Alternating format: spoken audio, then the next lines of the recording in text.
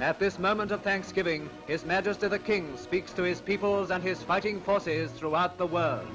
Speaking from London, I ask you to join with me in that act of thanksgiving.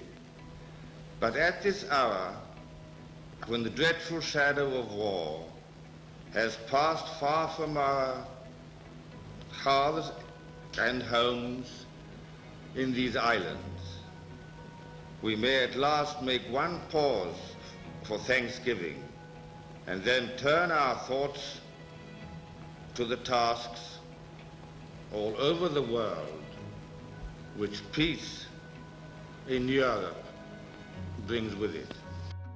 I saw an advertisement for applications for what they call an RAF short course, university short course.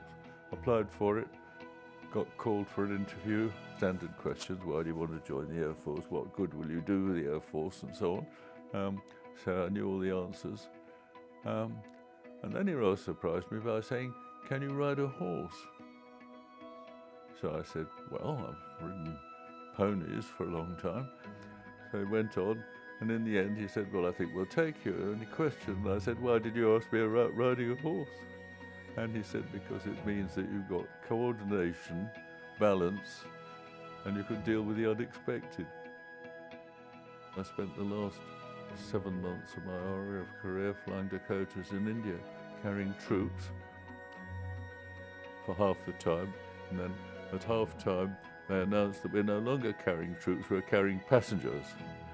And so instead of going in and saying, are you all strapped in, and leaving it at that, you had to say, good morning, gentlemen, we are flying at 8,000 feet to Karachi or something, and I hope you enjoy the flight.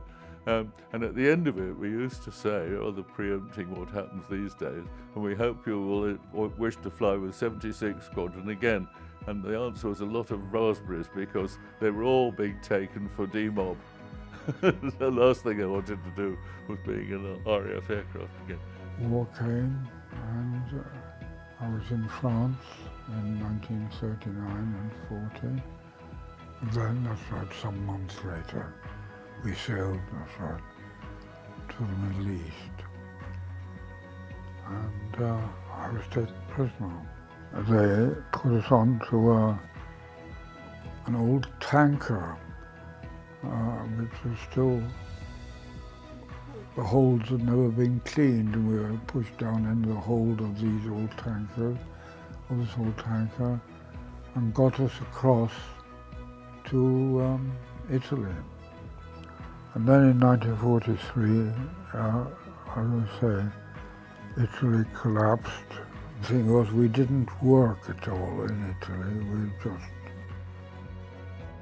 left to moulder, more or less. The Germans, however, used us straight away for work. When we got there, this huge factory, which was about a mile square, and it was now coming to production. And in the center of the factory were two huge chimneys, about 200 feet high. When you see smoke coming out of those chimneys, that'll be a dangerous time, because that'll mean production has started. I expect the Allies will react in some way or other. And they did. Suddenly found myself flying through the air and landing in water. I'd been blown up by a bomb. I sort of gradually came round a bit, but I really was quite ill, because apparently my lungs were damaged by the blast of this bomb. And the doctor came, and he lifted me up and made me into a sitting position. And apparently then I couldn't see it, of course, because it was happening behind me, but I felt a sharp jab in my back. And then I could hear what I thought was water running. But in fact, of course, he was draining my lungs. If he hadn't done that, I would probably, I might have died, I don't know. And it was a question of surviving as best you could. We were greatly helped by the Red Cross.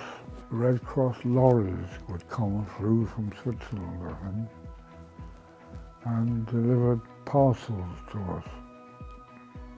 The war then ground to its end. The Germans were eventually